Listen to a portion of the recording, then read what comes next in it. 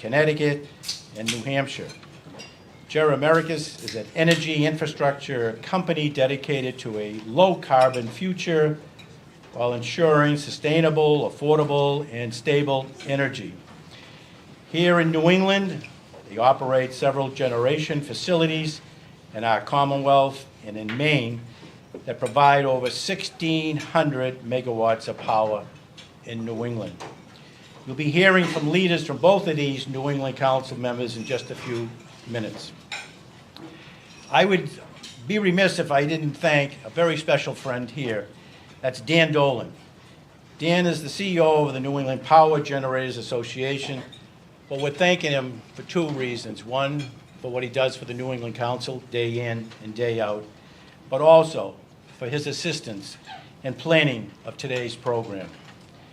And then finally, I'd be remiss if I didn't say the New England Council staff, in particular the Director of the Federal Affairs, that's Sean Malone, for a great job in organizing today's event. These events are not easy to put together, but he's done it in a graceless and flawless way. I've already indicated to him, if I see you in the office on Saturday, I'm going to be upset with you. I want you to take the day off Saturday because you've earned it. But he's done a great job, to say the least.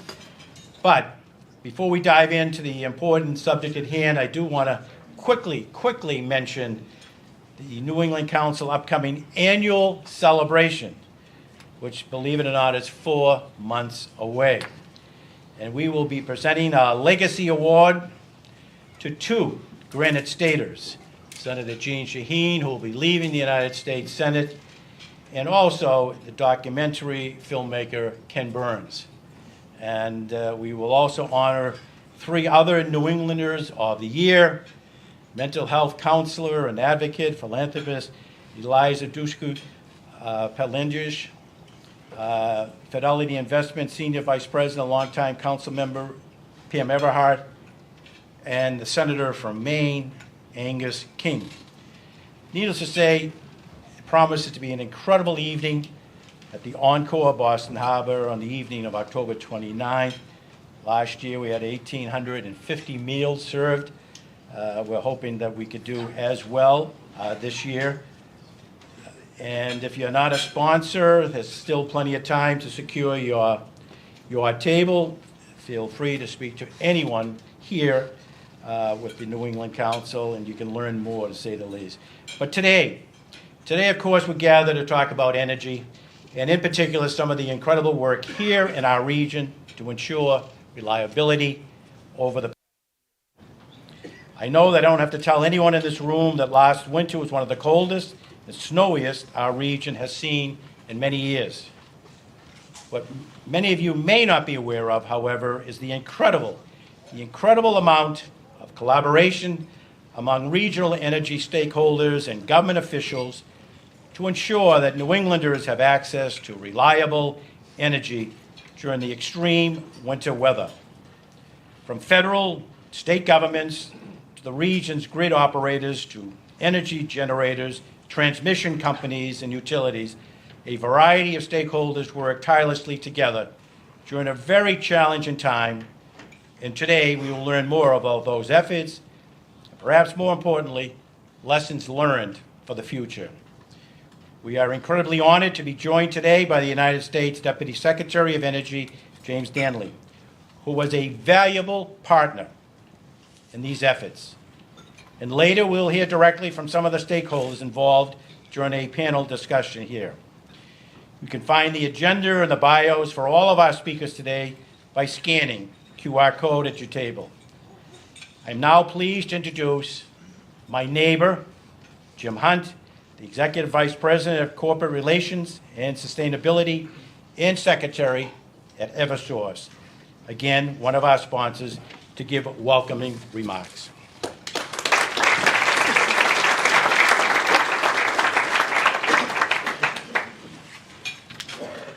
Thank you, Jim, and thanks to the New England Council. Jim calls me his neighbor. I'm also his probation officer. I keep him on the straight and narrow. Please do step up and sponsor the upcoming events.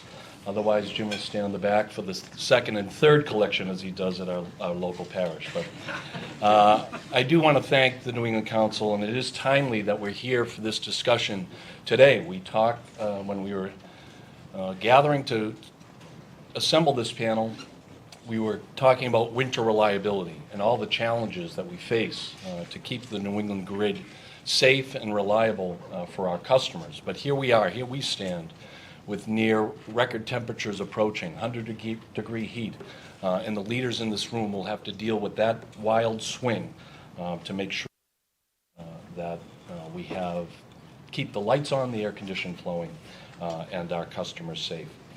I do want to thank, again, the New England Council for pulling this important discussion together.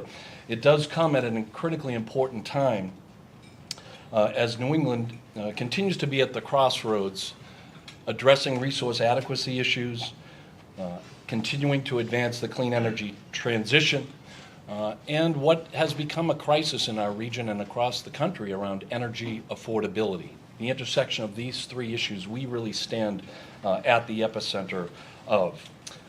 We also have to deal with New England's weather as it relates to storms.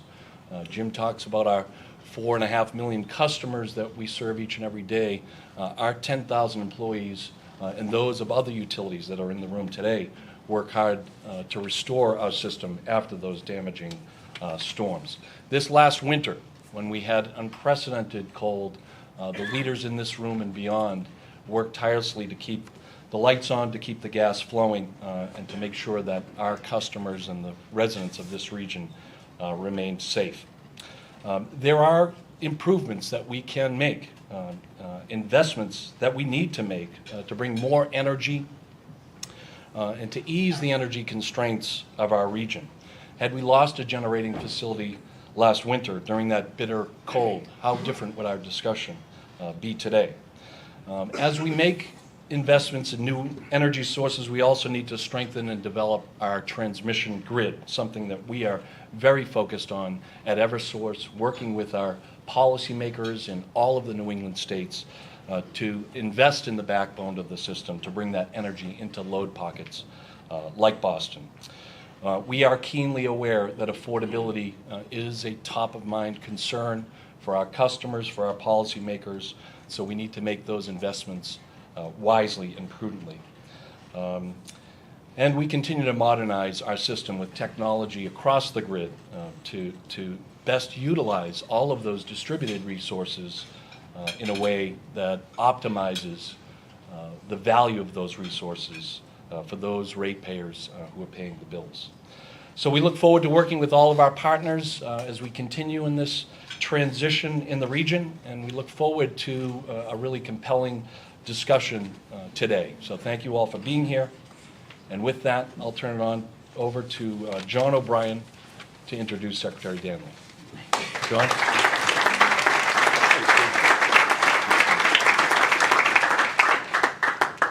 Thank you to the New England Council, Mr. Chairman, Mr. Brett, thank you very much, and Sean Malone for pulling this together. This is a great conversation, and I look forward to hopefully a really thoughtful conversation led off by the Deputy Secretary of Energy, James Danley.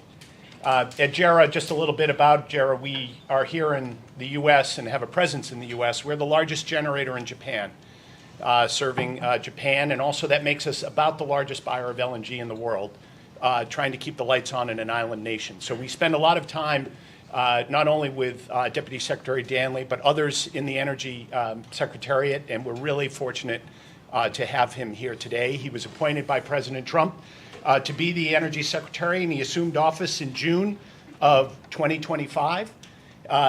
He's an Army veteran. He served in Iraq. Believe he's a winner of many medals, including the Bronze Star and Purple Heart. And then he went on to serve as counsel to FERC, a member of as a commissioner of the FERC, and also as chairman of FERC. He brings a deep knowledge of energy markets, energy policy across the country.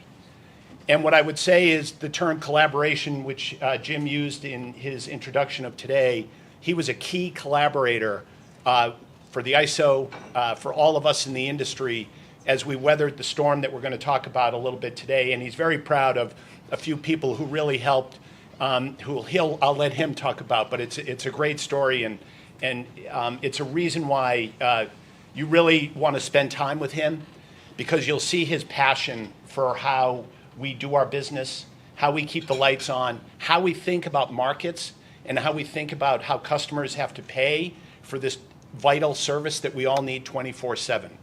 We are very, very fortunate to have him in the Energy Department, and we're really fortunate to have him here today. Deputy Secretary of Energy, James Danley.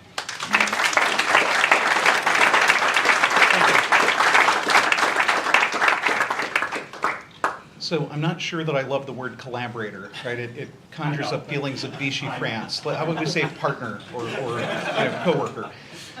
So it's great to be here, and it's particularly fun to see friends in the audience.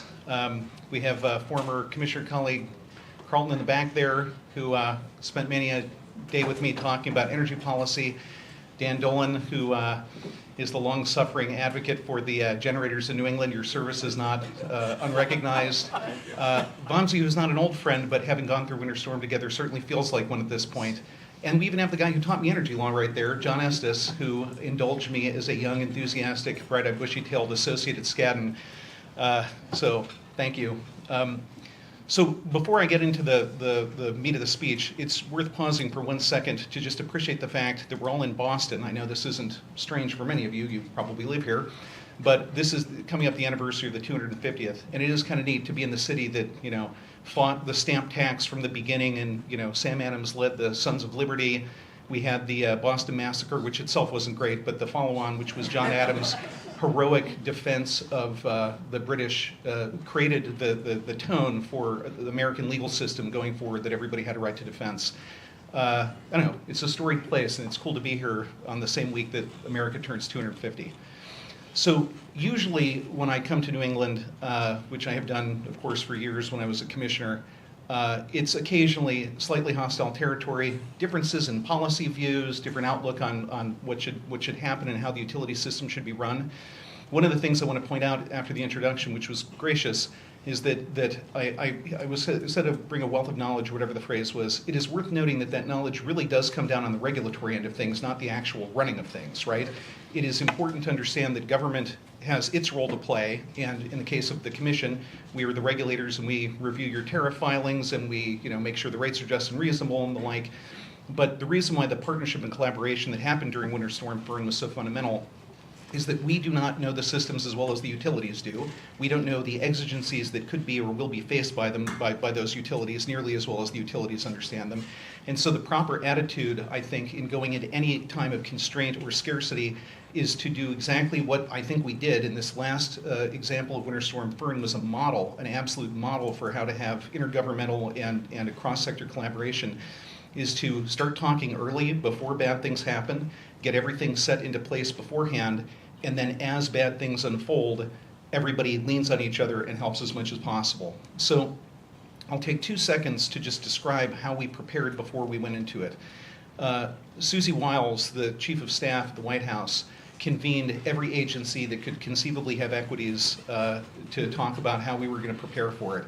This was FEMA, the Department of Defense, through their interest in the National Guard, the Department of Interior, which of course manages huge tracts of land, obviously energy, and all of the agencies got together, and it was every bit of coordination, as simple as making sure everybody had each other's cell phone numbers before we went into this, because just getting in touch with people can be difficult. Getting the names and lists of all the emergency management offices in the different states, which you can always get in touch with, right? We have a switchboard in the federal government, but it's better to be able just to call. And we laid out the plans for what we were doing. And in the Department of Energy in particular, we had spent the previous, at that point, probably 4 months trying to figure out where all of the backup generation throughout the whole country was. I had an idea that if we had to, we could encourage curtailment by ordering under 202C, which is the emergency generation authority that the Secretary enjoys, ordering generators, backup generators at large industrials or data centers to turn on. That would curtail, reduce the load. And the problem was there was no single coherent listing of all of those generators, right? They don't appear in any, well, they do now, but they didn't back then appear in the EIA surveys. And so we basically had to compile the list. There were some commercial outfits that tried to do so, but they were spotty at best. And so what we ended up doing, I instructed the CSER, the emergency response component within DOE, to basically pull all of the air permits from every state environmental department. Because if there's one thing that you know, it's that a diesel backup gen will have an air permit. You can get a pretty good idea of where they are with that. So we compiled the list. And then before that, the secretary wrote a letter to all of the RCs and all the reliability coordinators and balancing authority. I'm not sure what percentage of people are utility guys here, so I'll try to avoid the acronyms. The reliability coordinators and balancing authorities to say, we're contemplating this potential emergency use of 202, so we're going to have 2 tracks. One is to give 202Cs these emergency orders to make sure that the thermal fleet, the ordinary generators are able to operate at max capacity for as long as possible. And then, should it come to it, immediately before you go to EA3, which means the moment before you are going to the next step, have load shed, at that point and that point only will we start curtailing. Part of that is that after having spent the better part of a decade whinging about scarcity pricing not being felt at times of scarcity, I felt that you didn't want to create a market failure unnecessarily too early. But also, the idea was you don't want to employ this authority, which is admittedly somewhat coercive unless you absolutely have to. So we talked to them, we would constant back and forth explaining how this would be employed, encouraging people to request them. We talked to, obviously, I say the RCs, the BAs, that includes the ISOs. And we got a very, very warm reception from the ISOs. This was, put together relatively quickly in a matter of weeks, right? That's not usually how you do utility policy. It's typically a miserable, slow grind, which nicely mirrors, by the way, the time it takes to actually build infrastructure for utilities, right? So both the regulatory process and the building are long and painful. But we set the entire process up and then put the department on a 24-hour watch in my office, that is the deputy's office, and in CSER, that response component. And we would get the 202C requests, which would basically be a balancing authority or reliability coordinator saying, we think we need this potentially. They would file a letter explaining what they needed. Then we had to diligence it to make sure that in fact that was what was going on, that those really were required. And in the past, typically it took somewhere around 5, 6, 7 days to issue an emergency order, and we got that time down to just about 3 hours. In fact, the one for ISO New England we did in 2 hours and 53 minutes. I know that because it was the record. I'm proud of that. And the basic gist was, if you need this power, it is now directed that you, the RC or BA, can insist that people run. And we ended up only using that emergency authority a couple of times, most notably in Florida. So it's worth noting that Winter Storm Fern was experienced by different regions of the country differently, and each one thought that they had it the worst, and they all did. But it began with a really bad ice storm in the southeast, almost 1 million customer outages, just barely shy of 1 million. We had put in place, as part of this coordination, the mutual assistance process that the department runs. So we had about 65,000 utility workers staged and ready to respond to one another's service territories. And it was really gratifying that even after that initial 1 million customer outages, you had this beautiful asymptotic slope of the outages going down. We recovered the vast bulk of them within about 72 or 96 hours. That was largely due to that mutual assistance that was there, partially because even if you have an ice storm that covers a broad territory, not every single part of that area is going to actually have the poles collapse or the wires break. And so you had areas that needed more and some that required less. And there was a lot of very gratifying, good old-fashioned Americana, help your neighbor, that was really nice to see and done without a flinch of hesitation. But that hit the Southeast pretty hard. And certain parts of it took a little bit longer to recover. And part of this interagency coordination I'm talking about is, distribution lines are not the strong, well-built, resilient lines that you have for transmission. And some of them go through some pretty gnarly terrain. And so, in fact, we ended up in some cases, especially in northern Alabama and Mississippi, calling the Department of Interior, or no, that's not true at all, the Department of Agriculture to get the Forest Service to come out and help, because if there's one thing the Forest Service knows how to do, it's go into the middle of a bunch of trees and hills and fix things, right? And so that's an example of maybe unexpected collaboration between agencies to immediately resolve problems, all coordinated by FEMA, who's on the ground talking to the state emergency response offices. So after that winter storm passed, or not passed, but at least wasn't hitting the worst of it, and by the way, I'll just say, I was in Tennessee, I live in Rutherford County, Tennessee, and that ice storm was beautiful. The next morning, it was like every tree was covered in diamonds. It was beautiful. So I feel sorry for the people with customer outages. I live in an underfunded rural electric co-op service territory, not an hour of outages. Thank you, Middle Tennessee Electric. But other parts of Middle Tennessee weren't quite as lucky. And most of those outages in our area got over pretty quickly with a couple of exceptions. Then we got to the long endurance cold here in New England. And I doubt that I have to hold forth on how bad the situation in New England is for resource adequacy. The region, and this will be the only finger wag I give, I promise we're here for a good news story, but the region is suffering badly from lack of infrastructure. And it's funny, actually, if you look at the NERC reliability outlooks and you see the different color, the heat map of who's in trouble with too little generation, by all apparent metrics, New England's good to go. You got plenty of generators. That's not the problem. The problem is the fuel, right? And so when you have long endurance cold events and you have insufficient capacity in the natural gas pipeline system, you have to resort to dual fuel units. Those have a limited quantity of fuel on site. Even more problematic than that is that there are not enough trucks to refuel all of the fuel tanks. And even more problematic than that is that even if you did have all the trucks, you don't have enough slippage, or whatever the word is, bay space for those trucks to get refueled or refilled to go refuel, given the endurance of the transit time. And so this really is a supply chain problem that runs top to bottom.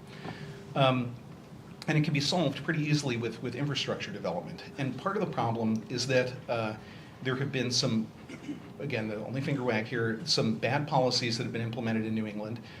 It's worth pointing out that I forget the exact date, but it was the Monday before the coldest day. And at noon, I have a great snapshot from the ISO New England website that shows that wood and trash were producing more electricity than wind and solar. Throwing it out there, right? Just pointing out that those are pre-Victorian fuel sources that were producing more than the recently built generators, right? Just think about it, think about what that means. So anyway, New England was suffering this problem, running out of fuel.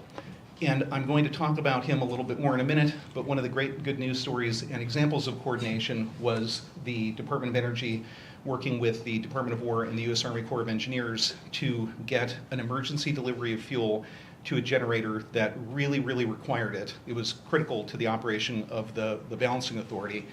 And that was done by basically calling up an assistant secretary and saying, hey, who's the general or colonel or whoever it is that's in charge of this area? Got him on the phone, said, we have a problem, can we fix this?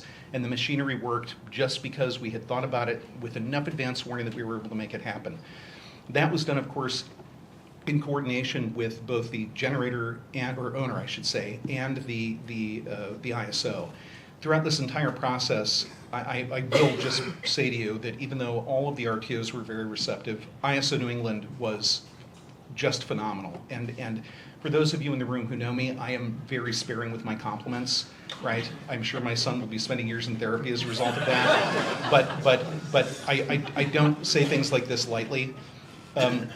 Vamsi in particular, and he's sitting there blushing probably, was extraordinarily responsive and very level-headed and even-keeled throughout the entire thing, knowing that he was presiding as brand new on the job, presiding over what could actually have been a really, really bad situation. And he was not only a deliberate requester of assistance, but also a very good counselor throughout the entire process. So I would be remiss if I did not say thank you, Vamsi.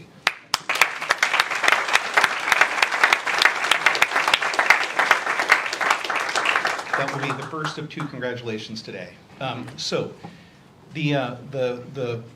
the fuel problem was an issue the entire time, and I was getting, this is amusing, the utility people would appreciate this, getting a lot of requests, or not requests, but inquiries throughout this from various people in Washington. Why is there this fuel constraint? I mean, can't you just prioritize the generators? No, you cannot prioritize the generators, right? And I have to explain that, and I actually use a hypo. So which do you think would be worse? 7 days without electricity in Chicago in February, or 7 minutes without natural gas? Choose one of the two. The answer, of course, the worst would be the 7 minutes without natural gas, because the task of relighting every pilot light throughout the entire area of millions of people would be quite an undertaking in the middle of a very dangerous situation. And so there's often this question like, why are we worrying about this? Let's just get the generation going, not realizing that in New England, 50% of houses are heated by natural gas, 25 by fuel oil, and if you did that, you would be exposing the vast majority of your population to serious problems. So we managed to weather that period, and immediately after the worst of the cold here ended, I and a couple of people from my office went up to first PJM and then ISO New England on a weekend, which I will admit I did ask them to come in on a weekend, and do immediate after-action reviews, right? This might be a little bit of my Army in me, but the best time to figure out what went wrong and what went right is immediately after the thing happens while everything is fresh. And both PJM and ISO New England walked through what was practically an hour-by-hour review of what happened, and both were very candid, and it was a very collaborative discussion. Unlike New England, in the case of PJM, I had to reassure them I wasn't there to give them a drubbing. I was actually there to seriously, talk about reliability, which is like a nonpartisan thing. Like we all we want to do is make sure the lights stay on. But both of those were very informative and formed the basis of the after-action review that we then conducted internally and then brought stakeholders in for just a couple weeks ago, and we're going to be issuing the initial draft of that after-action review, which is then subsequently going to be followed by what you might call a manual, a step action drill for how, for us internally, the federal government will prepare, and then externally how both utilities, balancing authorities, and ISOs are able to interact with and take advantage of the authorities that the Secretary enjoys. That'll all come out over the next, let's say, 2, 3, 4 months. You learn not to make promises about timing in government, so sometime around there. After that was done, we then went into what ended up being, from my point of view, actually an even scarier period, which was the long endurance cold in Florida. Now, what constitutes cold in Florida is not what constitutes cold up in New England, but the state is not prepared for the kind of temperatures they had, and especially during the morning ramps for 4 or 5 days in a row before the solar kicked on, but power usage went up. We were getting pretty close. In fact, for one of the utilities, they were within 50 megawatts of load shed before they called on the 202C authority from us, which, I mean, that is a sobering narrow delta there. And the 3 days in a row passed. They managed to get some very helpful imports from the north, from the Panhandle and from Georgia. But that ended up being something that was actually very difficult to manage, and had it not been for the backup Gen 202C regime that we put in place, there would definitely have been load shed in Florida. It's guaranteed. There was no other alternative for it. In the end, it was a mixture of industrials, but then also, interestingly, pool heater aggregators, because the specific heat of water is really, really high, and man, do you have to put power into pools to keep them warm, especially when it's cold outside. And amazingly, the pool fleet of Florida was in large measure what saved the state from blackouts. I didn't see that coming when we began the process, but they were willing to step up, and thank you to you pool people. So we managed to get through all of that, and it's worth pointing out in the case of this winter storm, compared to Winter Storm Uri, the number of people affected, right? It was somewhere between 150 and 200 million, depending upon where you want to draw the boundaries. And the length of the duration of the cold events, and the fact that it began with the crippling of the distribution system for a huge part of the Southeast, this had all the makings of a catastrophe, right? And in the end, this coordination, which I really am very proud of, so much in government, you kind of like, I could have done that better. But in this case, it really went well. And we had, as I said, this after-action review. And I tried to encourage everybody, in part by leaving the room, to be as critical as possible about how the feds in particular responded, but also state government to help coordination there. And we have a handful of lessons learned that we have from it, but it looks like a pretty good model. So when we distribute it on a wider basis, we're going to reopen that call for people to criticize or offer helpful suggestions. And when we do, if anybody in this room has one, I do sincerely plead that you tell us what you think, right? If there was an error or something that could have been done better, or a different fashioning of something, I'm happy to hear it, and we will incorporate it if it's the right thing to do. So anyway, that was the main subject. I wanted to talk about Winter Storm Fern and about the coordination, and to thank ISO New England for their help. One of the problems is there's almost a little bit of moral hazard here. New Englanders are hard, flinty people, right? Very self-reliant and durable. We see this all the way back to when they were trying to scrape a living out of, rocky soil in the 18th century. Don't be so self-reliant. Let's build some infrastructure and actually get enough power so that we don't face the actual reality that we're in the middle of, which is that on a long enough timeline, we're going to have blackouts, right? As long as you have fuel constraints and resource adequacy and lack of infrastructure, it's going to happen. And on top of that, we have the point that was alluded to earlier, which is that we have rising electric rates.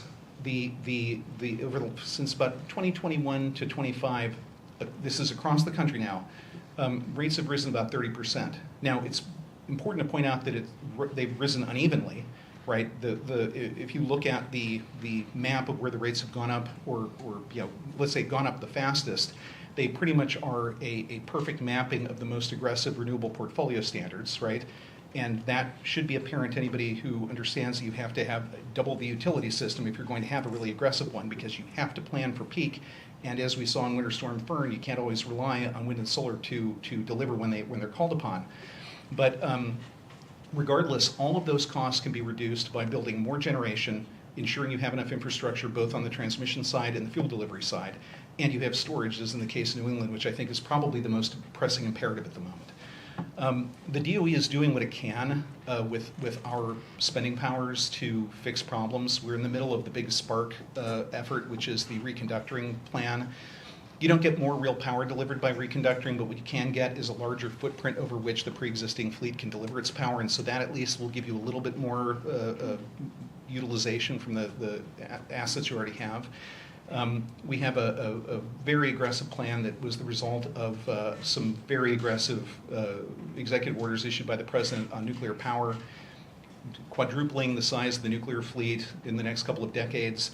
We're doing the small modular reactor pilot program. We just had 2 criticality tests that were positive. We're on track for at least a third by July 4th, which was the deadline given.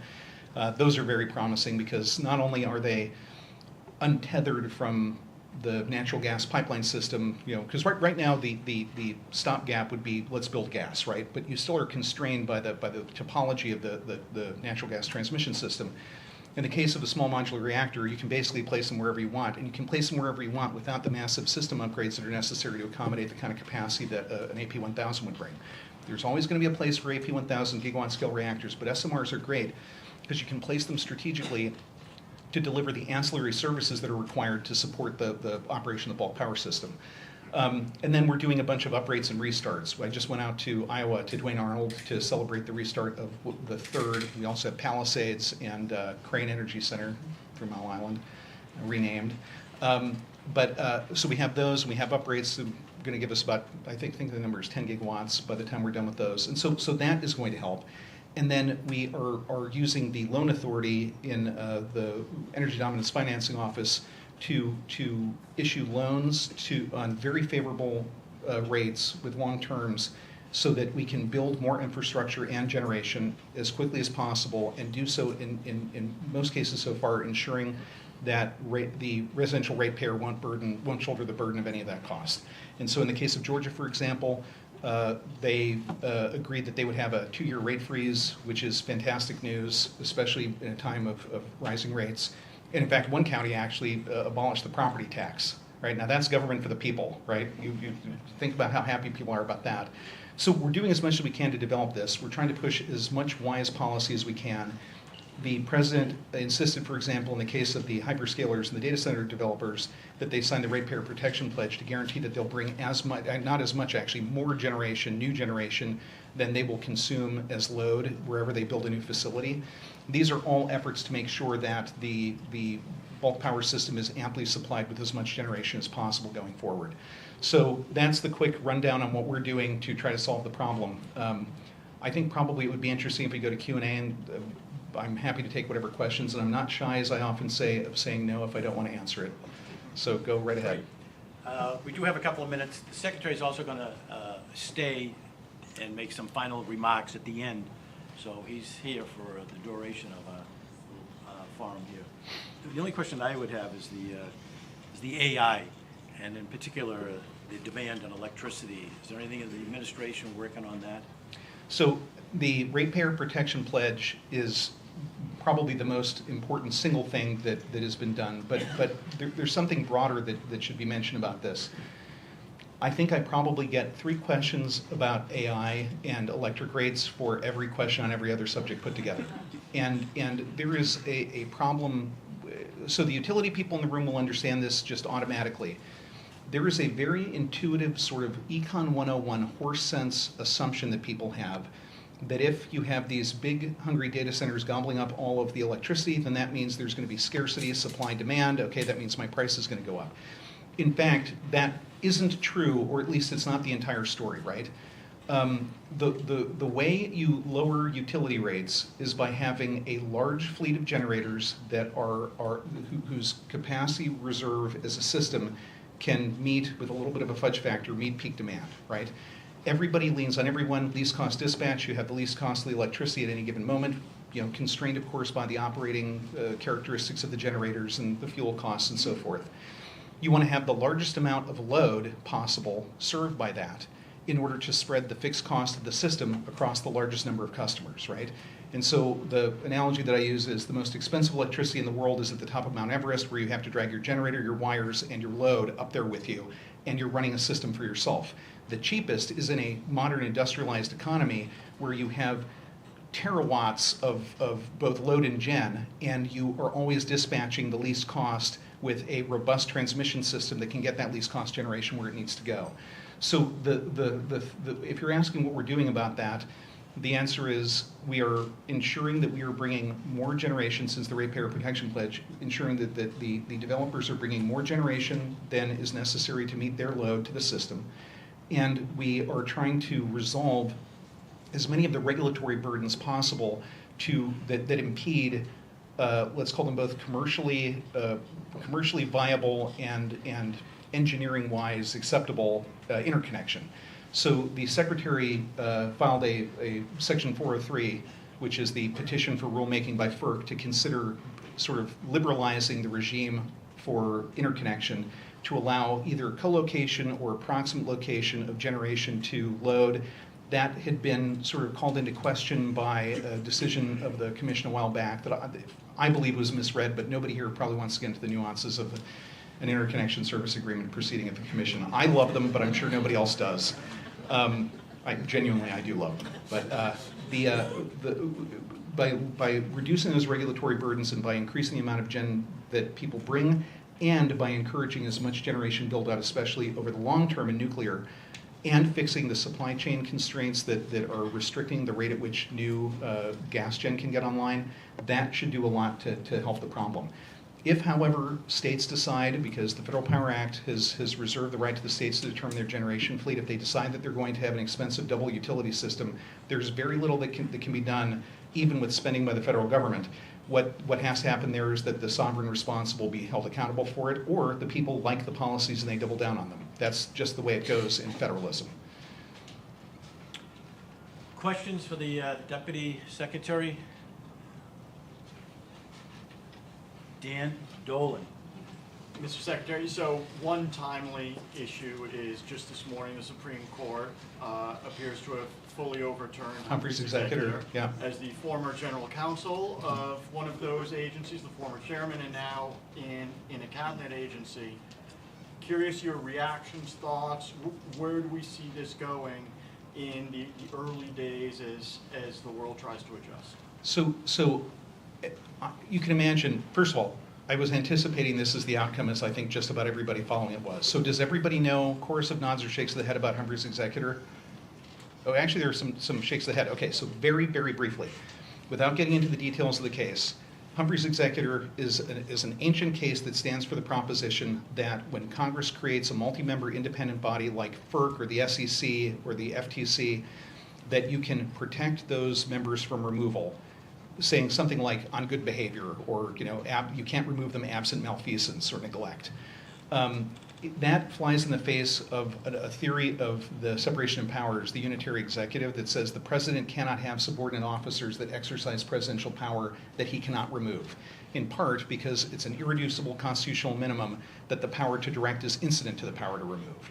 So you can't have people who work for you that you cannot get rid of if you're the president. Remember, in the constitutional order framed by Madison, the whole of the executive branch authority is placed in the hands of one person only, the president, right? Every other branch of government has multiple actors in it, but in the executive branch, it's just one. And so the Supreme Court, which had gestured in this direction before, decided that it violated the separation of powers and that in fact the president does have at-will removal power. In fact, if you looked at my commission that President Trump signed when I was a commissioner, it had listed, she'll discharge these duties, and then there's a blank space and it has the term of years that I was assigned. My current commission says, for the time being, right? Chilling words for any appointee, right? For the time being. And so Humphrey's executor basically removes that obstacle. Now, here's the thing. There is a long history now in America of accommodation to the existence of these multi-member bodies. And the appointment of their members is an elaborate dance between the Senate leadership and the White House. I don't really imagine that going forward, and I don't just mean over the next couple of years, but I mean on a forward-going basis, that after having gone through intense negotiations, especially with an opposition leader, as to whom you wish to put in those offices, because usually the way it works, not always, but usually, is that the leader of the party that isn't the president's gets to choose the minority members. Is that a fight you want to pick for trivialities? Right? I just don't see it, right? And the opposition in the Senate doesn't care if you fire your own people, right? You can fire all the Republicans you like if you're a Democrat minority leader.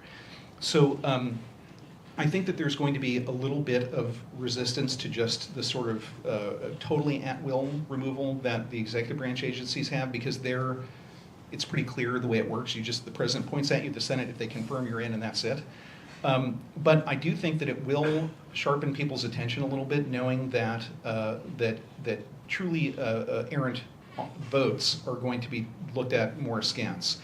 And it also is probably going to get rid of a certain amount of the historical distance, not independence, but distance between the independent agencies and the White House, right? There is certainly at FERC a sense that you don't go consulting and talking, whereas in reality, we're putting the ex parte rule and the Sunshine Act aside, that you don't kind of coordinate what you're doing going forward. Well, at this point, the Supreme Court's basically said you're as much part of the federal government as the rest of it is. It just happens that the way you make decisions is not with one guy signing the document, but with 5 of you voting, and majority vote of the 5 members.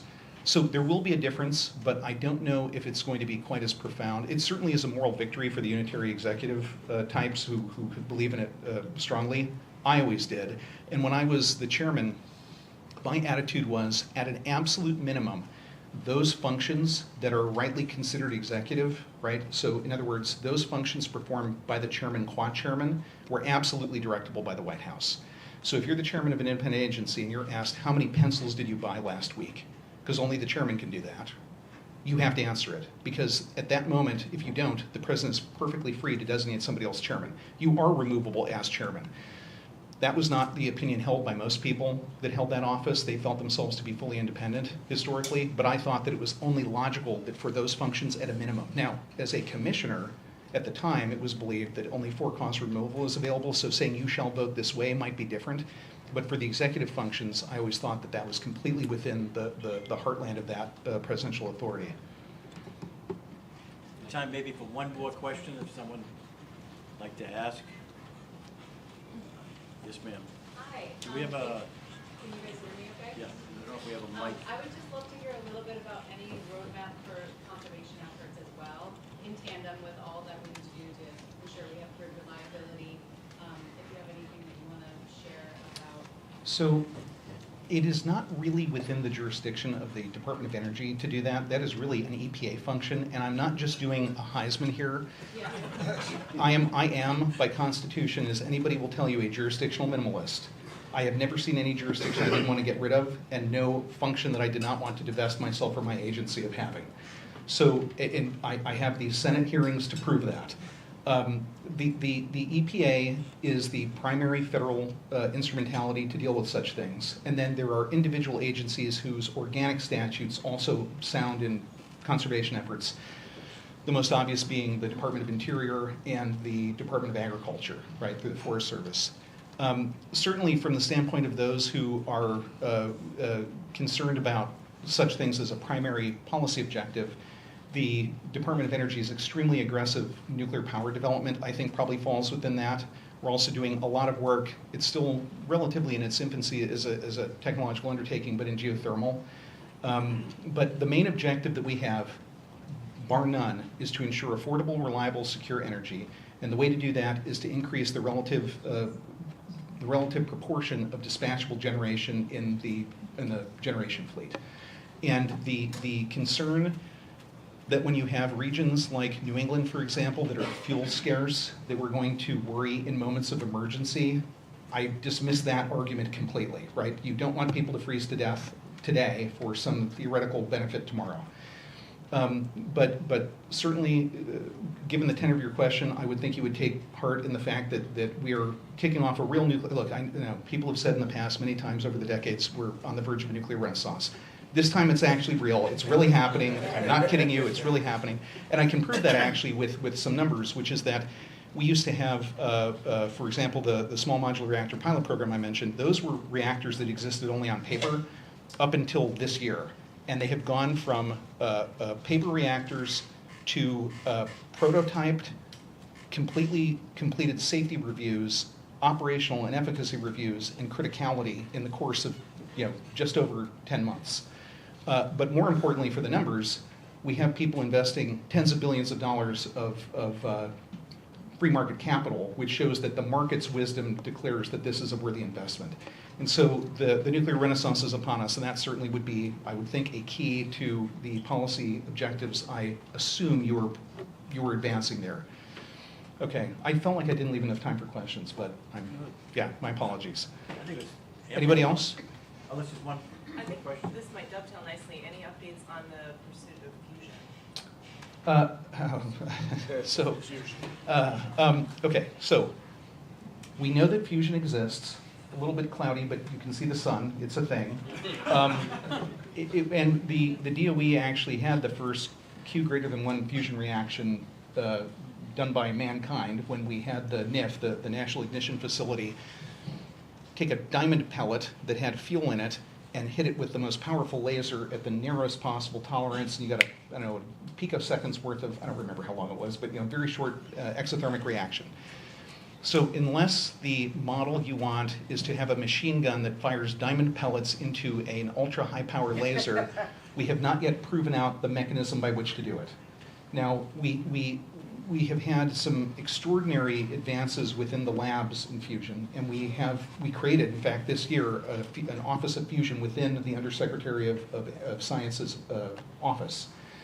The problem is, I think if you're being really truthful about it, is that it is a field that is worthy of investment, especially because this is verging at this point on pure research, right? And that is often where government steps in, right? I mean, very few people have any idea of how they're going to commercialize experiments in neutrino oscillation, so that's where government usually does its research. It could be right around the corner, and it could be that we could reach fusion by investing only another $5 billion in basic research, but it could take 500, and it's very difficult at this point to know. If nothing else, there's the following issue.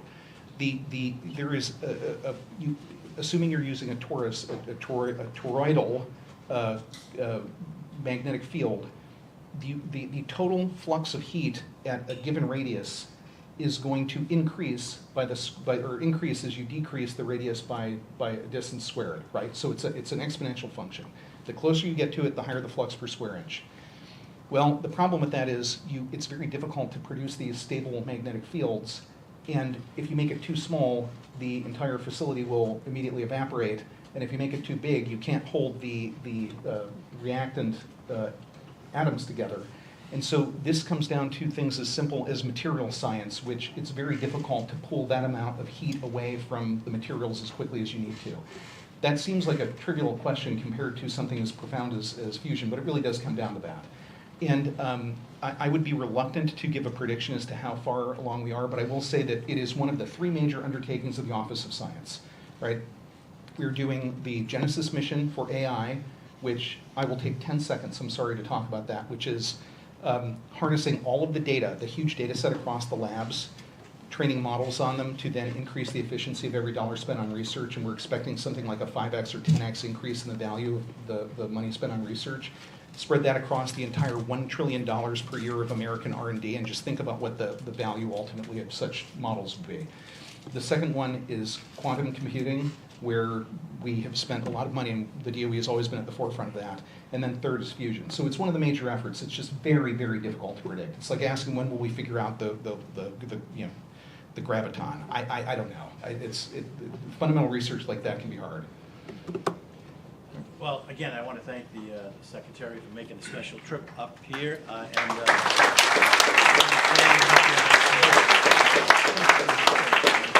we're going to transition to our panelists, and if they could come up here. And my family, we were on the West Coast. We had to take our children out of school a few days early to see some U.S. World Cup soccer games. And delighting in this fact, my 8-year-old daughter was explaining to a little California boy that she met that the school year had been extended here in the Boston area because we'd had 4 snow days. And so the little California boy turned around and looked at his dad and said, "What is a snow day?" And so, of course, everybody here is familiar with snow days. And of course, if you were here this winter, you lived through the very cold period from, I believe, January 23rd through February 10th, and 2 winter storms, Fern and Hernando. But you probably didn't live through it like our 4 panelists did. Themselves and their organizations were intimately involved in maintaining the reliability of our electricity grid during the extended cold period and these storms. So I believe the Deputy Secretary exited the room briefly, but I did want to thank him for his remarks and providing some table setting for the discussion. Today we are going to just take a quick step back and talk a little bit about the constraints that the region faces, what we did about it for this season, what the organizations did specifically to maintain reliability, and the impact on the region in terms of costs, operations, and emissions. And then finally, we will finish up with a discussion of what lessons we learned from this year that we can take into next winter and the subsequent winters, and hopefully we will have time for a couple of questions. So with that, we will just go down. I've asked the speakers to introduce themselves and their organization. And if they have thought about it in advance, I thought it would be interesting to hear about the moment that they realized that this winter, this extended cold period would be different than previous winters. So Bonzi Chalavada, I will ask you to begin. Thank you. Thank you, Sarah, and good afternoon, everyone. I'm here today representing ISO New England, and Secretary Dan Lee was extraordinarily kind. So everything that we did was the collective effort of the entire organization, working with all of the members that are sitting on this panel today, the states, and of course, the Department of Energy. So I'm honored to be here today and to share some of our lessons learned and some of what we had to go through during those early days. Our preparation for winter typically starts in September, right on the heels of the summer season finishing up. And it is somewhat ironic that we're here this week talking about sub-zero temperatures when we expect, with humidity and dew point, almost 110-degree-like temperature, so it's a big gradient. But that's the sort of volatility that we have to prepare for, and that all of the asset owners have to be responsible and be ready to perform. So I'm delighted to be here. I'm going to pass the microphone on because I do want to get into some questions and answers with all of you. Great. I'm Dan Dolan, President of New England Power Generators Association. Our group represents a little over 90% of the electric generating capacity in New England. And so, Sarah, going to your question on this winter, we generally try and play a role as mostly an information clearinghouse for our individual companies. What was different, I think, about this winter was the thinness with which the supply stack needed to be operated. that we have seen transitions over the last 10, 15 years in terms of retirements, some additions, slower additions than I think many of us had anticipated for years. And so the bandwidth to withstand outages or faults or units tripping offline is just much more narrow than it has been historically. You know, I see my old friend Matt Beaton sitting here, and I remember, you know, about 10 years ago when we had the last of these really severe cold snaps, we would have a standing morning phone call as I would walk my dog, checking in, and it was nerve-wracking, but it did feel like there was a little bit more bandwidth than I think this last time. And in particular, what we then saw play out was the level of refueling that needed to occur that the Secretary spoke to, extraordinary actions that had to be taken there. You know, the single story for me that crystallized the severity of this was of all things, a crisis about demon water, demineralized water. So power plants, particularly gas, oil, coal, nuclear, anything that uses water to create steam to spin a turbine, they're really just fancy ways to boil water. And within that, because there's so much metal that has to interact between the pipes, the turbine itself, all the rest, you want a super purified water so that you eliminate corrosion and overall impacts on that. What we were seeing was that those water filters were not getting replaced at the speed and the scale that was necessary, despite the fact that the orders were going in, orders were getting scheduled, deliveries were getting scheduled, and something was going wrong in between. And because of the level of coordination that did play out this winter more than any other, there was an open line to the highest levels of the federal government, with Vamsi and the team at the ISO, with the other states and folks coming in. And very clearly, this became an issue not at one or two plants, but across a wide swath of facilities. And so, you know, without peeling the curtain back too much, at one point, you know, Vamsi and I got on the phone, Deputy Secretary Danley got on the phone, and about 30 minutes later, magically, the demineralized water deliveries all got scheduled, and everybody was able to continue operating. And that was different from the interaction we've had in just about any other instance. And I do think it speaks to, one, the overall societal importance of electricity, I think in part because of all the focus around data centers, that it's just elevated politically to a different level. And so the sharpness with which we see this in the political economy is different. And the fact that we were really, really tight. And so every one of those decisions was critically important. Thank you very much, Dan. Okay, good afternoon. Bill Quinlan. I'm with Eversource. Jim, Brett, and Jim Hunt introduced the company. I think most of you are aware of us.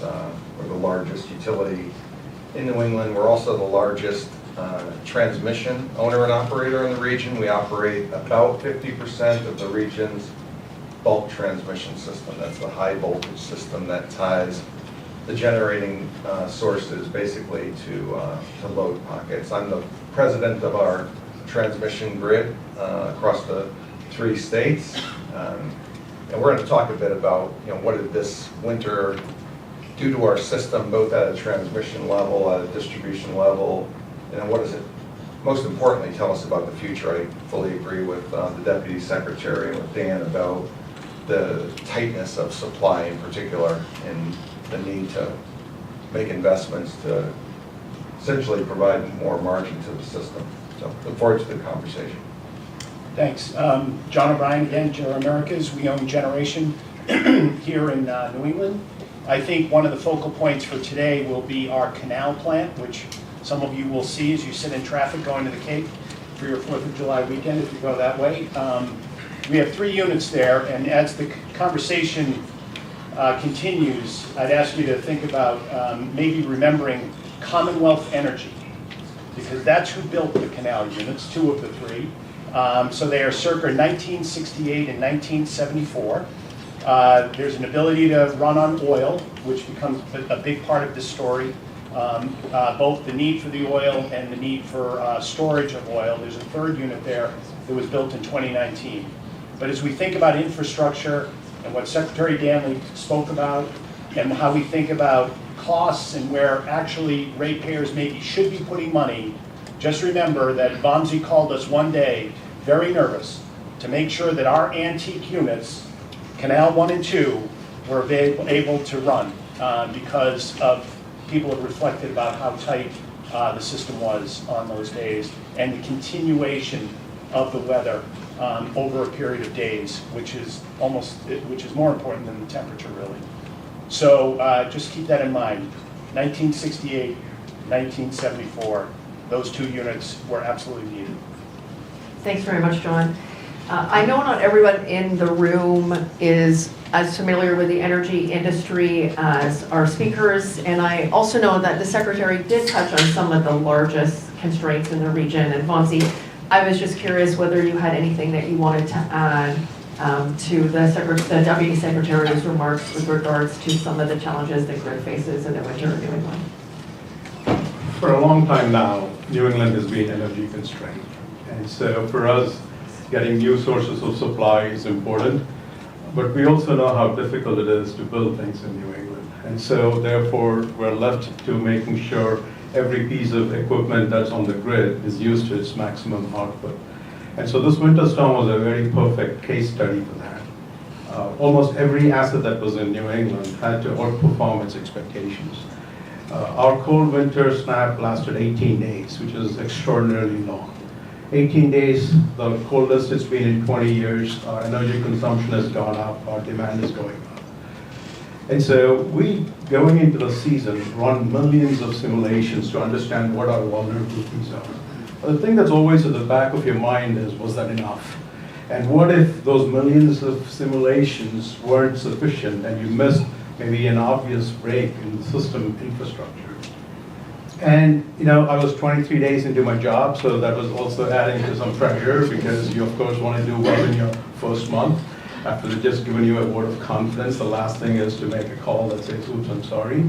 That would be extraordinarily bad for the region for sure, but for me as well.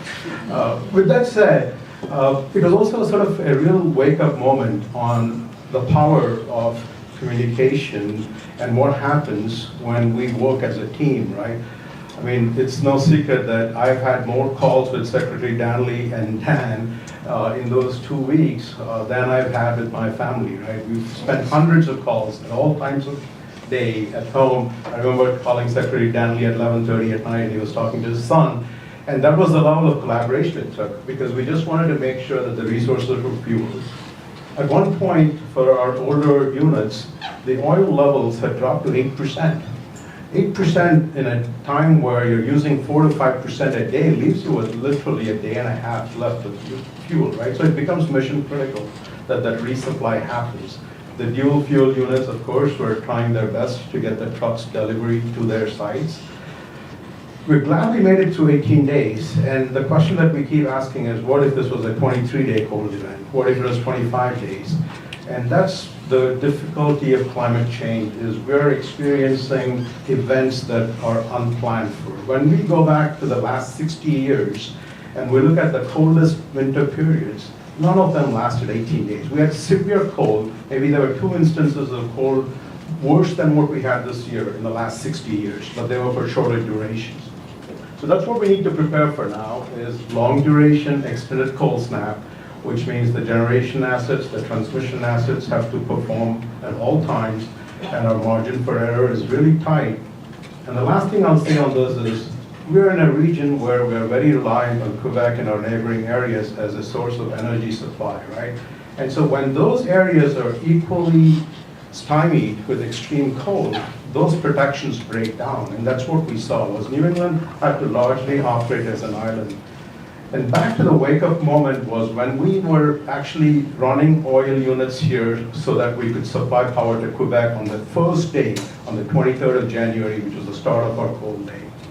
So now we have to put that into our game plan. There are a lot but beyond all of the exercises that we went through and all of the lessons learned, I think the primary takeaway was that extraordinary things can be accomplished if everyone is like-minded, focused, and available 24/7.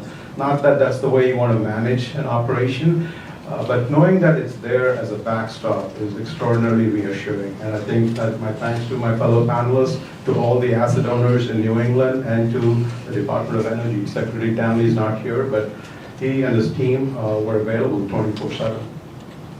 Just before we move on to some of the specific impacts that we saw in the grid and in the region generally, I'm curious to get everyone else's perspectives. I think it's important for people to understand how much preparation goes into our winter preparedness. And also, was there anything different done this year in preparation for the winter? So, Go ahead, Dan. kick it off. So, certainly, winter in New England is not new. And so we've been, every year, we're still a summer peaking system, as we'll probably find out on Thursday. And that obviously plays a huge part in the maintenance, the upkeep, the investments that go into facilities. I think it's important to note that while last winter was intense, last summer was pretty intense too.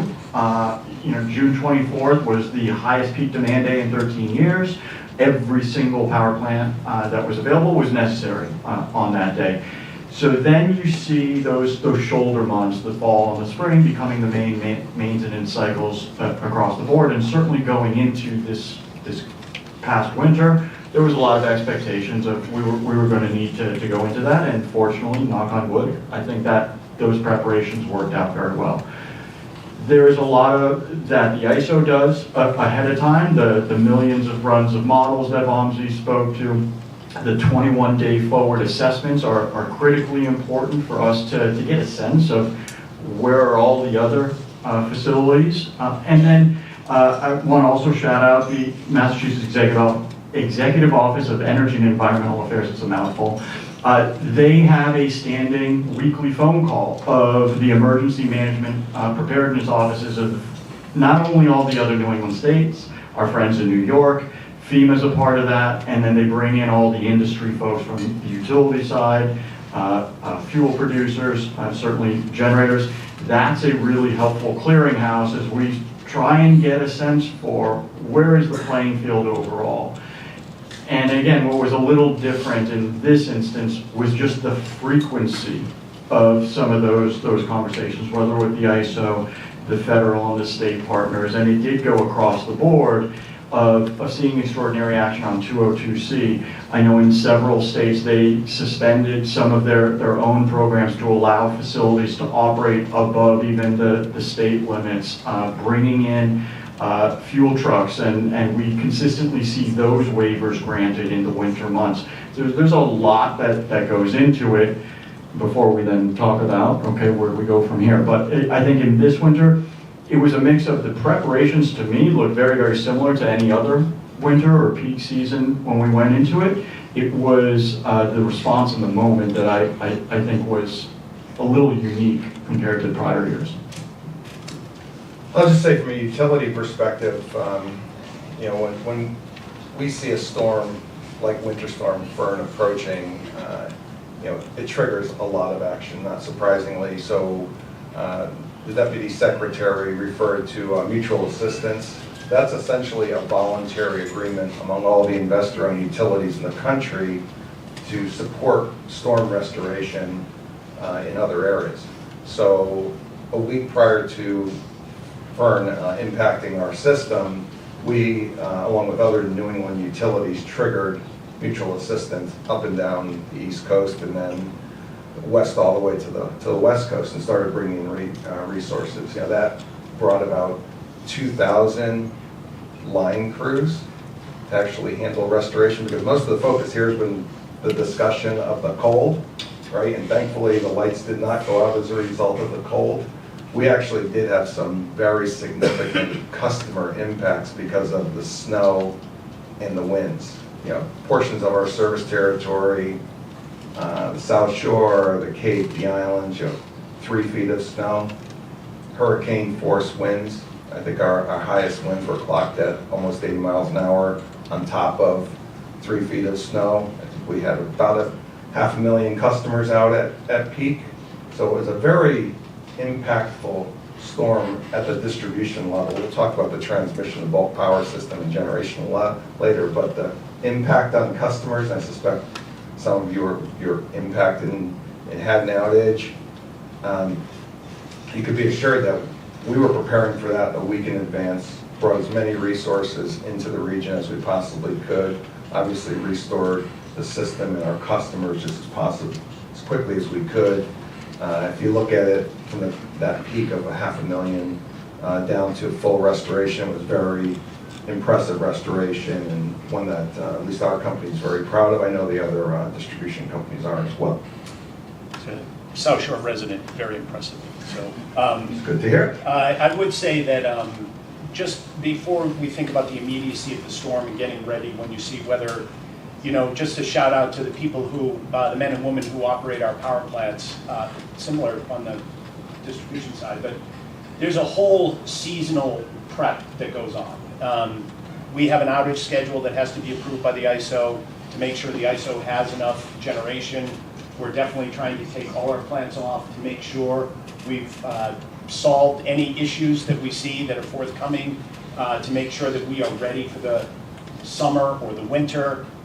It's a lengthy 3 to 4 hour call we have as the final call to make sure every plant has reported out any issues, everything they've done to be ready for the season. Our commercial team, because we'll get into oil and we'll get into fuel, our commercial team has reported out on how we're ready for the fuel side of the business to make sure that we are as ready as possible way before you ever know what the weather's going to be in the winter or the other summer. So there's a huge shout out to people who run these plants, and then, by the way, had to show up in the 80 miles an hour wind and the 3 feet of snow to actually get in a truck or to be at a plant. So there's a huge amount of prep that is just part of everyday living in this industry.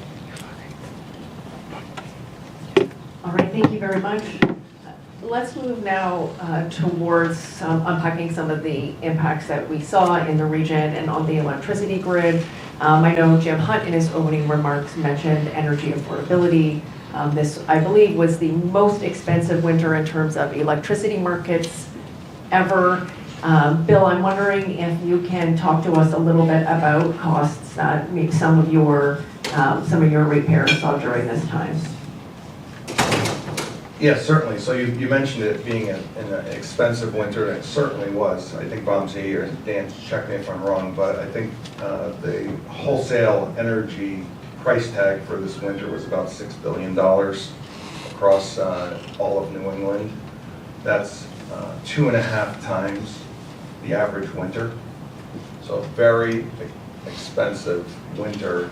It also came with very high emissions, carbon emissions. And I know there was an earlier discussion and some questions around what were the impacts of this winter. Certainly was financially very costly. Environmentally, it was also very costly as well. When you are running large amounts of oil-fired generation, that changes the emissions profile for the region. So expensive winter for customers. And that actually won't manifest itself into customer bills until the next time we go out to procure power on their behalf, right? So that $6 billion flowed through the wholesale markets. It was as between the generators and folks who were actually providing power, but it didn't really change a customer bill real time. There's going to be a lag. So the next time we go out for what's referred to as standard offer service, and buy power on behalf of our customers, those cost inefficiencies are going to get priced into the price we pay and passed through to our customers. It's essentially a risk premium that's on top of the normal cost of energy to cover market situations like we had this past winter. So I think customers will see that probably 6 months from now, and they'll certainly see it in their energy bills next winter. And it really stemmed from the region's experience this past winter in the markets. Thank you very much, Bill. It was a very costly winter. I do want to highlight one thing that Secretary Danley, I think, referenced, and that is there are programs that are embedded in our bill that don't necessarily lead to what we need, which is dispatchable generation. So we do, and in fact, I think the market monitor and did their regular report to the ISO, I think a couple of weeks ago or last week. And there was definitely an increase because of fuel. There definitely was an increase. I was told to raise the microphone here. Usually I'm very loud. There definitely was an increase because we are, quote unquote, at the end of the pipeline. And we talk about infrastructure and the need for gas. And that is an issue. But there are programs like a Massachusetts carbon trading program and the Regional Gas House initiative that are embedded in the bill, and the question is going to be, do they really incent the dispatchable generation that the region needs?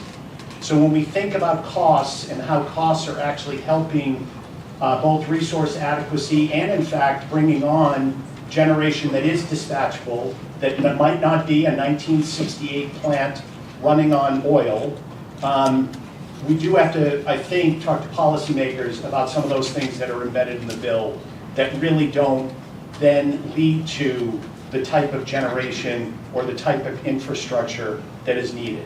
Because I think if you read the market monitor's report about cost and what is embedded in truly in those costs, a lot of that are those programs. And I'm not sure they're leading to what New England or in fact the northeast part of this country need. I mean, this is, I think, one of the most difficult challenges, right? I mean, there used to be two vectors that typically grid operators used to think of: reliability and market efficiency. Are we designing the right market incentives to make sure you get the right levels of reliability? Now, you add two more vectors into it. There is certainly the environmental ambition for the policies in New England, and then also the affordability. So now you have four vectors that need to be balanced. And there isn't an obvious way to balance those vectors, but there are some basic principles that I think our team at the ISO would adhere to, right? The first, that markets are the cheapest way to procure reliability services. So there's the only way that you bring private capital to bear, and if those are bad investments, it's not on the backs of ratepayers, but on the backs of the shareholders of the private capital. So that's an important principle. The second, the most cost-effective fleet is the one that we have, the 32 gigawatts or so that we roughly have in New England. We need to keep them up and running, which means they have to make some money. That means that profitability for that existing fleet is important, and our incentives in the market should be designed towards that. And that's an appropriate level of balance that is really hard to judge, but something we have to strive for. The third, we have to look for new sources of supply in any and every form we can get.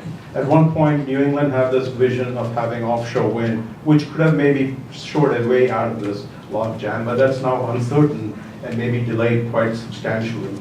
So what are our new sources of supply going to be? And that's a consultation that we have partnering with the states and with our stakeholders. And the last piece, going to an earlier question, is how we most effectively manage our demand. Can we make our demand more flexible? So all of those have to work in balance. It takes time, it takes studies, it takes a level of confidence and teamwork, knowing that our dollars are being put to best use. And I'll let Bill speak about transmission, but transmission is the underlying infrastructure that makes everything feasible. So we need adequate transmission too. So the costs are clear. Where the savings come from is less clear, given that we are significantly infrastructure constrained. And so we have to have market incentives that promote new supply sources. And maybe dual fuel is the next best option we have. We have a lot of gas plants that can only run on gas, but if they could also run on oil under those very constrained days, it helps boost our resilience. So we're studying all of this, and our hope is that over the next 12 months, we need to get to a place where New England has an action plan, and then we have maybe 5 or 7 years to execute this action plan. Because we have to be also, at the same time that we have our vision and we have our ambition, it's equally important that we're also pragmatic about what's actually achievable and the time it takes to achieve those practical sort of views, right? And that's where the benefit of a process is felt mostly. Everybody comes to the table with their visions of how to make this pragmatic step-by-step approach. And that's what's exciting. I think New England, if nothing else, has demonstrated time and time again that it'll come together when these sort of crises are upon us. And I have no doubt that we'll find a way, but it's going to take time. And it's going to take everyone having to be willing to give up a little bit of what their ambition is in the greater good of what New England needs. And lastly, I'll say for ISO New England, we are a service organization, right? The 15 million residents of New England, those are our customers in the sense not like a distribution company, but from a reliability standpoint. So when we look at ourselves within, are we doing everything we can to make ourselves most efficient and have all those sort of basic principles that we can step into, lean into, and not hide from the hard conversations that are ahead of us. And our team is ready to do that, and I know the region is willing to do that. So we hope to be partners at the table to find ourselves a way out. And if we can confidently say next time we meet that we're good till 2033 or 2034, maybe then there is the next technology that steps up. Maybe the small modular reactors become more real. And then that gives us a bridge to the future, right? But we have to start thinking in chunks of time and securing our future in those 7-year blocks of time. It's difficult to worry about 2050 if we don't have the confidence that we can get through 2035. So maybe if I can pick up on those chunks of time and where we are right now. And candidly, I think part of the reason that we are so thin is there is a little bit of whipsawing in terms of what are the types of resources we want, where should those investments flow, and the certainty of being able to then reflect some of those costs that do at times create real pressure on the customer base at large. We're in a period of time in which the region has made really big bets on certain technologies and expectations of net energy flows that have not come at the scale or speed that I think most of us anticipated they would. At the same time, those explicit signals, political policy and market, have been set for the last decade, which has then led to several major plant retirements over that period of time. And so while from a generator standpoint, the way we look at it collectively as a whole is we take our reliability and resource adequacy obligations extraordinarily seriously, and we do believe that we can meet them within certain market parameters. There are consequences to how those requirements are going to be met. And it is by using a lot of those, let's call them more vintage technologies. I'm going to stay away from antique. And that does create consequences. It does lead to a much heavier oil burn. And it does then call into question, when we need another incremental megawatt, where is it going to come from? The way I've been thinking about this the last year and a half or so has been that the Venn diagram of an explicitly cooperative federalist industry that energy is, between the fuels and technologies that will satisfy Washington and the fuels and technologies that will satisfy Beacon Hill and Hartford and the other state capitals, are that thin. And to then invest in the hundreds of millions and billions of dollars necessary for these large capital projects, I think there's very little certainty that that is going to actually be a durable place to be. And so while I love the concept of SMRs, bullish on nuclear long term, I applaud the interest in looking at open seasons like Project Beacon and other natural gas pipelines. Until we see where the durability is at the state and the federal level to actually invest and then actually work on the market side to reflect those costs, we're going to continue to be in the business of just trying to maximize every last ounce of steel in the ground today to do our best to keep the lights on and maintain affordability. Thanks very much, Dan. Talking about steel in the ground, before we move on to thinking about the winters to come, I wanted to check in with John and Bill to talk a little bit more about some of the operations hurdles you had this winter. John, I know particularly there was a Herculean task down in the Cape Cod Canal. Sure, and I don't want to steal when Energy Secretary Danley gets back. He wants to recognize a few people, but first of all, Canal, the operators did a great job running the units. The issue was oil and the need for oil. And one of the things that we, and this is part of the debate that's going on in ISO New England that everybody is working on, which is capacity reform and reform of the capacity markets. 2 years ago, there was an oil inventory program that incented those of us who could store oil to make sure the tank was filled. We didn't have that program this year. So for us, that's a working capital issue. So we have to make sure we measure how we're dealing with that and make sure we're meeting our responsibility, but that's a big cost issue in terms of that oil. That program was not there this year, number one. So you have to really worry about it. Then under our air permit, we have to have a particular kind of oil, which is it's very hard to find. And so that is part of what Secretary Danley is going to talk about, because we had to get the right ship and we had to find the oil to make sure that we got that oil up, even with a 202C, to make sure that we had the right oil to run in these units. So those are really, hurdles to make sure that we can be ready when called upon. Those were really the big things. Our team did a good job. The D-min water, which Dan just brought back, that issue was up and down the East Coast, because we have a plant outside of Philadelphia, Marcus Hook, that also had real concerns about getting enough D-min water. And we were running hoses from one unit to another to make sure that we had water that was supposed to be for another unit coming to the other unit. It was just a very difficult time. The thing about, I think at some point, and I think this is really important for business groups, at some point we really just have to do a whiteboard session. And we have to go, what is in a customer's bill? And what are we really incenting? Because right now we have an infrastructure issue in New England. And right now, a lot in the bill doesn't necessarily go to what the customer needs. And I think, and in fact, in this capacity reform we're doing now, if you want to build new, the cost of new entry that's currently being modeled in the capacity market will not incent new generation.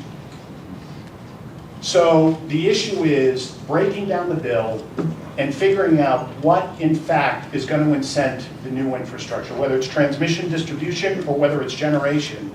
Because right now, there are misdirected costs in that bill to what really could help us here in New England. And by the way, limit the use of oil from an emission standpoint. And while we work on what are really truly carbon-free dispatchable modes of generation, we have got to really dissect how we pay, what we pay, and where it's directed. And I really think it's incumbent upon business groups, because it really impacts employers as well as homeowners. Because right now, there's a lot in that bill that should be redirected towards the infrastructure that we need. Okay, I'll just talk about the performance of our system. I've mentioned the distribution previously, but the transmission system, again, the high voltage portion of the system performed exceedingly well this winter, and it's always been that way, right? That we invest heavily in the transmission system because we can't afford outages there. When you have a transmission outage, it impacts tens of thousands of customers, not a distribution outage which may impact 100 customers. So we have very low tolerance for outages on the transmission system, even in the types of weather conditions that we're talking about. This is sustained cold, 3 feet of snow, hurricane force winds. For all intents and purposes, the transmission system remained intact, and that's really important to our customers and to the region. I also think it's a big part of the solution going forward, and Dan talked about it's unclear where the new generation is going to come from. One thing that we do know is investment in the transmission system is a no regrets investment, and that's how you get power from the generation that is available to where customers are efficiently. If you do it well, there's significant savings to our customers to avoid running inefficient generation, to take congestion out of the system. It's also how one of the ways you can incent new generation, by building portions of the transmission grid and making it available to generators for interconnection. You could make it easier for that type of development to occur. Oftentimes, the 5 to 7 year infrastructure horizon being provided is driven by the time it takes to interconnect. Like doing the studies, building the transmission infrastructure. If we can do that in anticipation of new generation, perhaps in a fuel neutral way, so it's not particular to any form of generation, it makes it easier for a generator to contemplate putting a plant and tying it into the grid there. So I do think it's certainly a big part of the answer. I also agree with Dan. It's not obvious to me, where the future additional generation is going to come from. If you look at ISO New England's interconnection queue, just try to get a sense for where it might come from, it's largely empty, at least from a generation perspective. And 2 years ago, that wasn't the case. You had large amounts of offshore wind, you had other new forms of generation, and all of that has kind of fallen by the wayside. So I do worry that we are in a very precarious position. It's only going to get worse as loads continue to grow in New England. One thing we haven't talked about is the demand side of the equation. Right? For the last 20 years, loads have been coming down, customer demand has been coming down year after year for 20 years in New England, largely due to very strong energy efficiency programs. We're now at an inflection point where loads are certainly growing. That's particularly true in load pockets like the city of Boston. We have portions of the city that are growing very significantly at a high rate. So we have to get out in front of that and build the infrastructure necessary, whether it's transmission, distribution, generation, or all of the above. I think it's all going to be needed. Thanks very much, Bill. So let's move to looking ahead. And I think we have a pretty good sense of the challenges just from this discussion that the region will face in the next 2 to 5 years. I'm curious what anything that you learned from this winter that we can carry forward into next winter or subsequent winters, good or bad. We need to hold on to everything we got, right? And that is, I think, a challenge because both some of these facilities that may be a little older need reinvestment in. Some of the existing facilities need maintenance after having been run very, very hard over the last 12 months. And that is not a given in a market that, because of the tension between the market dynamics, federal government and the state government, it's uncertain where we want them to go. In terms of then what else that investment calls for, we have our perennial challenges on how do we fund some of these new technologies and fuels, whether it's some of the ones we've talked about or some of the ones a little further over the horizon. There's more uncertainty than known elements on how we finance, develop, and site those various infrastructures in a region that has been averse to that versus some of our counterparts in other parts of the country. Thanks, Dan. Ozzy.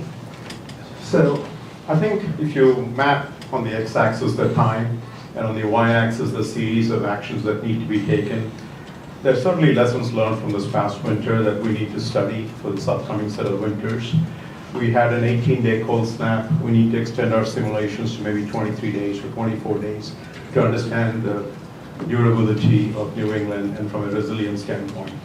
We also need to understand that if we're not going to be able to rely on Quebec as we thought we would going into this winter, what implication does it have from a resilience standpoint? We also need to understand if the Mid-Atlantic and New York and along the East Coast, we have this very broad geographic cold snap that's sitting as a dome, every part of what would otherwise be of help to New England is going to be stressed. And so in those times, we need to be able to work with the federal government, the Department of Energy, and the states on how do you then move fuel across this broad footprint. Because every piece of this puzzle may be equally stressed. So those are the things that we first need to study going into this coming season. But beyond that, as Dan said, our game plan makes sure that our markets have the right incentives to maintain our existing fleet. Our queue right now has mostly storage, 2-hour to 4-hour batteries. So what can we do to enable those resources to get on the system? Their big value is during the summer. In the winter, it's going to be a bit more challenging just because we don't have enough energy on the system, but every little bit of supply still helps. And then the largest portfolio that we need to look for in the next 5 to 7 years is can we, to John's point, have the right incentives to incent new entry in the capacity market, which is the sole vehicle to maintain resource adequacy for New England. And that is something we have to be working on, which we are, and that's a project that's underway. We also know from a policy standpoint that there's an effort underway to build out transmission. So what is the transmission build out that will get us the maximum return on that investment? And that's a conversation that also needs to be had. Suffice it to say, between now and 2033, 2034, which is how I look at this chunk of time, we have so much work ahead of us to make sure that we have these pieces of the puzzle sketched out. As much of it funneled through markets, but also not a purist in the sense to say that everything can be funneled through markets, because that's just not how the world works. So then how do you keep this in a way that doesn't distort the totality of the picture that we built, and build it brick by brick so that when we get to that period of time, we have the right assembly of resources that then gives us the starting of the clock for the next 7 to 10 years. And so that's sort of the methodical build-out that we see. And I'm hopeful that technology evolves at a fast clip. And like I said, one of the underutilized resources has been the use of demand and how we can maybe work with demand flexibility. And that's also an effort that we want to partner with our stakeholders in our states on. So it's a big list of high priority projects. They're all priority one, but I think we're up to it, and I'm excited about getting going on all of those challenges. You know, from my perspective, the Deputy Secretary touched on this. It starts with more dispatchable generation. I think fundamentally we need more supply. Now, we could argue about where that's going to come from. You know, is it small modular reactors, is it new gas-fired generation? But fundamentally, we do need more of that. And I came from the nuclear industry. I hope the Deputy Secretary is right that we're on the verge of a renaissance. We'll see how long that takes in New England. I don't think it's in the next 10 years. So where do you go from there? You know, we've also tried more fuel, you know, new interstate pipeline capacity into the region, and we were unsuccessful in that regard. We also tried to increase our international ties to Quebec, and I know a project has now been completed, but as Vamsi mentioned, it has its limitations. You know, 10 years ago, when Hydro-Quebec had a 10,000 megawatt surplus, it was obvious we just need to import more Canadian hydro, make it fully dispatchable, and problem solved. That's no longer the case. They've had a lot of load growth in the province. They're dealing with a drought, and therefore we can rely on them this winter. That being said, I do think transmission could be part of the solution again. And I know Vamsi mentioned the long-term transmission plan that he's undertaking currently. So what that does is it ties Maine to New Hampshire. It allows power to flow from the state of Maine into New Hampshire. Historically, power has been bottled up in Maine. I mean, there's more generation there than there is customer demand, and it's surplus in Maine, but we couldn't get it out of Maine. Vamsi's process will get it out of New Hampshire. Now what we need to do is get power from New Hampshire to load, because there's also not a lot of load in New Hampshire. We need to get it to load pockets like Boston. So Boston is, you know, Massachusetts 50% of New England's load, and has consumes a lot more energy than it produces. So transmission is the way you get power from Maine to New Hampshire to Massachusetts, or from an offshore wind farm to Boston. Transmission, in my view, is the enabler. It's the one obvious area for investment that we should be making. I think the generation side, the solutions are not obvious to me, because I think it's a multivariant issue. You're trying to solve climate issues with situation in Quebec, and the affordability challenge. I do think we need to retain what we've got currently, but we also recognize there's a price to pay for that, both financially, as this winter is going to show, and that hits customer bills later this year, and from an emissions perspective, and you have to sort that out against state policy on climate. So I'm already in enough trouble probably talking about cost and so forth, but in ancient times when I was in the state senate in Massachusetts and we talked about electric utility restructuring, my colleagues probably would be like, "Oh, Brian, really? This is too much." Was that your idea? This is too much. It wasn't my idea. No, this was too much. But I really do, the New England Council and groups like this really are part of the solution about sitting down about, we do need more transmission, we do need dispatchable generation. Probably the first step is to what Vamsi's point is about more units we have today. Can they run on oil? Can the permits be amended so that we give them that oil burn, which is for a very limited amount of time? But that is one first step. But I really think that groups like the New England Council, the chambers, everybody has to get engaged because, again, there are costs in the bill. There are things that could be redirected already when you think about the affordability part of the equation. There are ways in which to solve this, but it really will be incumbent upon groups like this and days like this to weather the storm of complexity to get to some of the solutions that are there. Because it is transmission and it is generation that in the middle of the night, when it's sub-zero for the 18th day in a row, that unit comes on and it's able to go out the wire. And that is what we need, and we absolutely, it is vital right now in New England.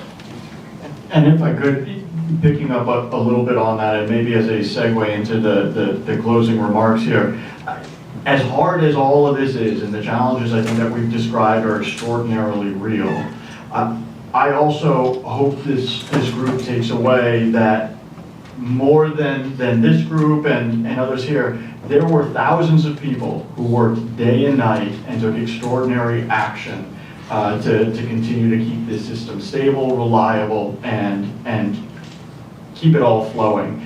And I think that commitment remains beyond this as we do look into the next winter. So as hard as this is, and I hope that I do not talk to Vamsi 5 minutes before a Super Bowl kicks off ever again. People work really, really hard to do what is necessary because we do care. We all live here, we work here, we want to see this region thrive. And to me, the most hopeful element of this past winter is that group, as diverse politically and from an industry standpoint, from the utility to the generator side, people who fight like cats and dogs in other instances. To the Secretary's point on reliability is nonpartisan, it's true. And to see that collaboration of the state, the federal, the private sector side was really extraordinary. Thank you very much, Dan. I appreciate that. I think the final point I would make is when the Deputy Secretary was talking earlier about just getting on a call and making sure that everyone had each other's telephone numbers. It seems very simple, but that's relationship building and something that hadn't been done perhaps as much as it should have been done in the past. And so I'm very pleased to hear that you all have each other's telephone numbers for next winter and maybe Thursday. So let's please join me in thanking our panelists.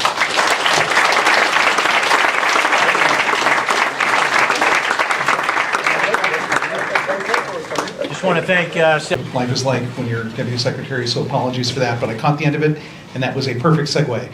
And what Dan said is completely correct. The genuinely, there was not a bit of resistance to implementing good ideas and coordinating. This is regardless of which state it was in and who the utilities were. And in my case, utilities that I know have, and in some cases, some hard feelings from the time that I was at the commission, all of them enthusiastically willing to lean in and fix the problems that we were facing. So can Clint and Bill come up here? Where are they? Oh, there you are. Yep, come on up.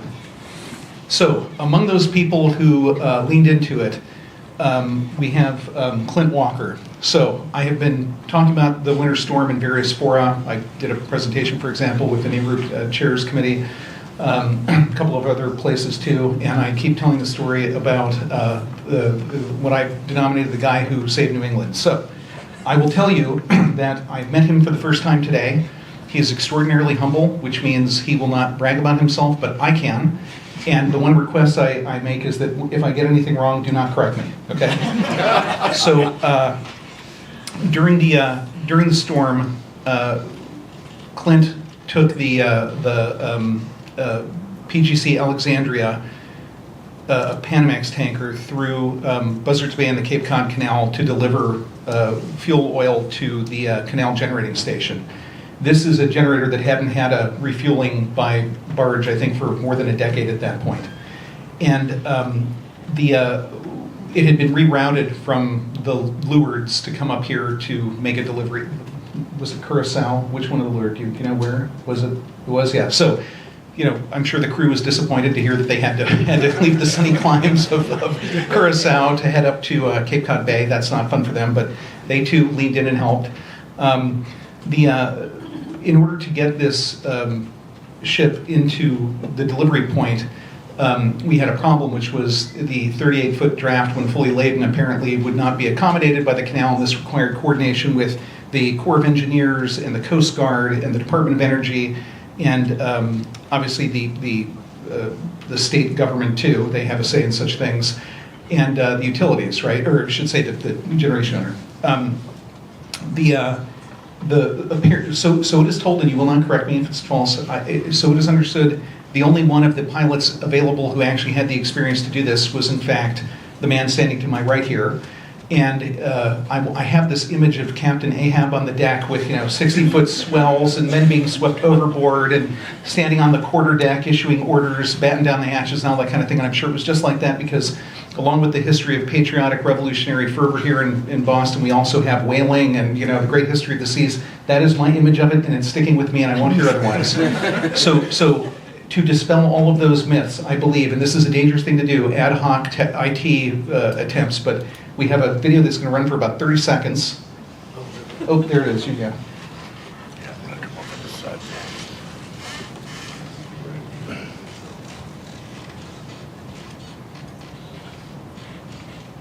The ship that stopped the blackouts. Not draw a divot through the ground. The process, as you can see, is involved, and he was the only guy who could do it. And so I want everybody to just take a moment to appreciate him, and I'm going to shortly present him with the Secretary's Award for Public Service from a grateful Department of Energy. Thank you.